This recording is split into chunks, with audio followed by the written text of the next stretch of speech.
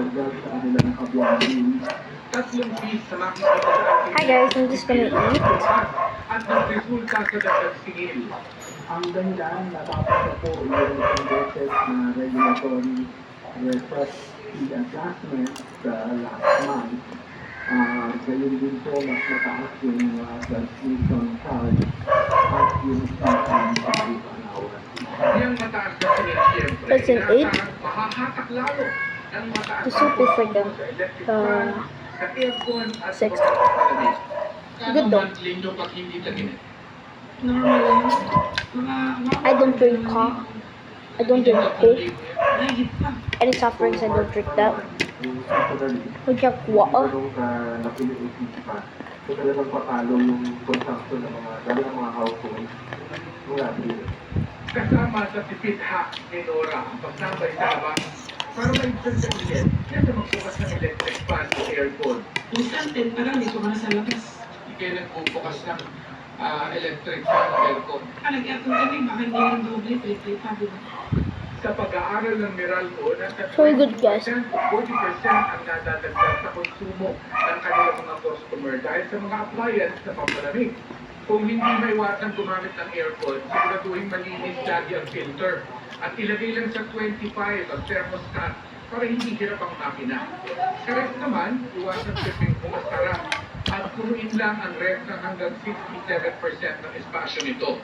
Siniguro na Meralco na handa ang It's nighttime here. I think it's 7 p.m. hindi nagpa-brown out. Waiting by myself. If I'm missing something. By our suppliers. But I'm hungry, so.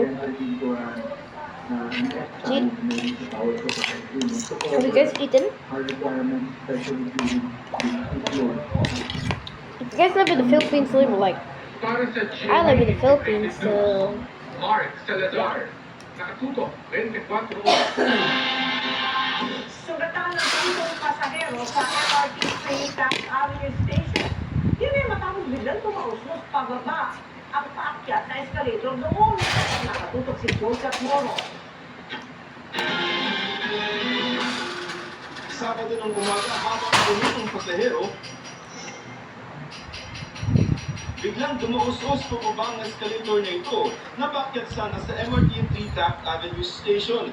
Nagkapatong-patong ng mga pasahero.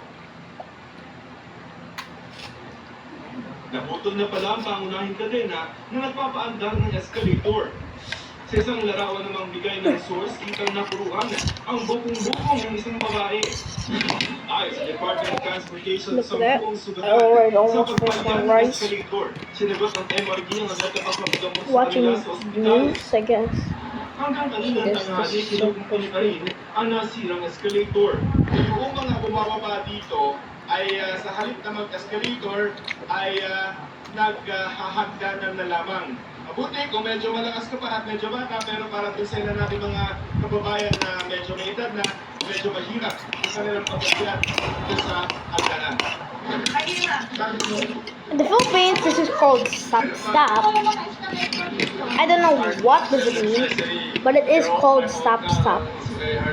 Here, it's called stop stop.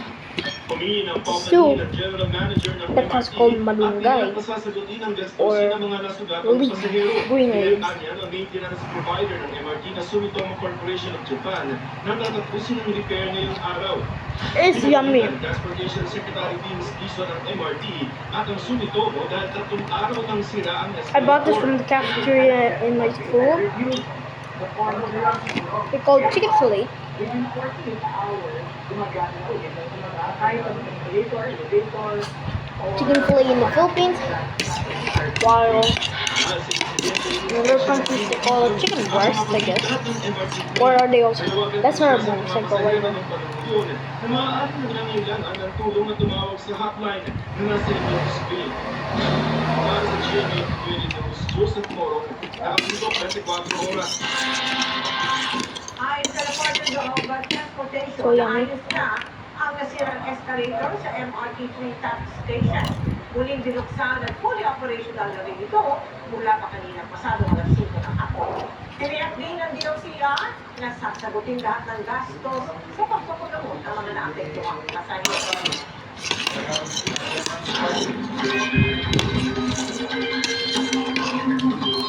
matinding init ulit ang naranasan sa ilang lugar kanina. Yes, Sa sir. Campos ng Pag-asa, umano sa 46 degrees Celsius ang heat index sa San Jose. It's very hot here. Sinundan niya ng 44 degrees It's like Celsius 40 sa degrees Tumas, Pangasinan. Bukas, posibleng ganyan din ang damang init sa kaparehong lugar. 41 degrees Celsius naman sa iba pang bahagi ng Southern Luzon at Bicol Region. Sa Metro Manila, nasa pagitan niya ng 38 hanggang 40 degrees Celsius. Very hot. Nakakabuo rin ng mga kaulapan ng easterlies o yung mainit na. Balinsaka ka kaya posible rin itong magpaulan. Base sa datos ng Metro Weather, may Yes. chance ng ulan sa Northern at Central Luzon, 50 sa Bicol Region, Imaropa, Western Visayas, Samar, Tayta Provinces, pati sa Malaga Region. May malalakas na ulan na posibleng magdulot ng baha o landslide. May chance rin ng thunderstorms. So yummy.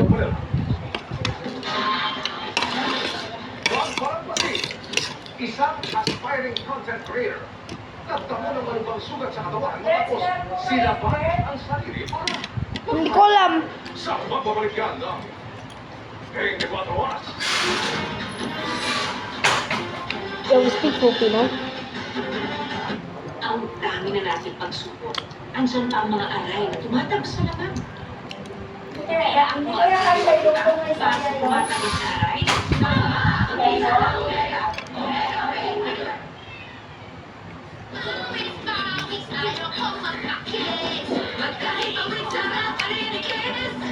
Look guys, Sunrise Fresh. Doble kapit pa mo. I'm small so you like to see. 6.25 lang. Us Filipinos, we definitely like food. Nakadandruff yan.